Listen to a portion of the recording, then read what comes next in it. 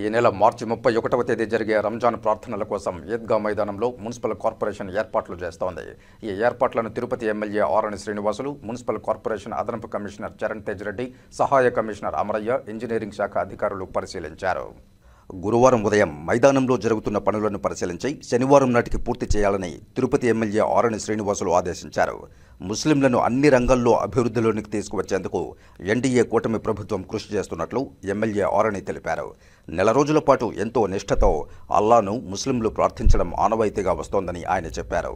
ముస్లింల ప్రార్థనలు ఫలించాలని ఆయన కోరుకున్నట్లు తెలిపారు.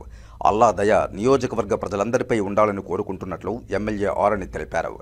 ముస్లిం సోదరులు రైల్వే శాఖ మధ్య నలుగుతున్న ఈద్గా మైదాన సమస్యను కేంద్రం దృష్టికి తీసుకువెళ్లి పరిష్కరించేందుకు తన వంతు కృషి చేయనున్నట్లు తెలిపారు. ఈ కార్యక్రమంలో deputy mayor RC Munikrishna, Idgah committee నూతన chairman Rafi, Mahammad Basha, SK Babu, Narasimhachari, bullet Ramana, Rajareddy, Jeevakona Sudha, KMK Lokesh, Pathakam Venkatesh, Kurapati Suresh, Hemanth Kumar, Rajesh Achari, Ramesh Naidu, Konda Rajamohan తదితరులు పాల్గొన్నారు.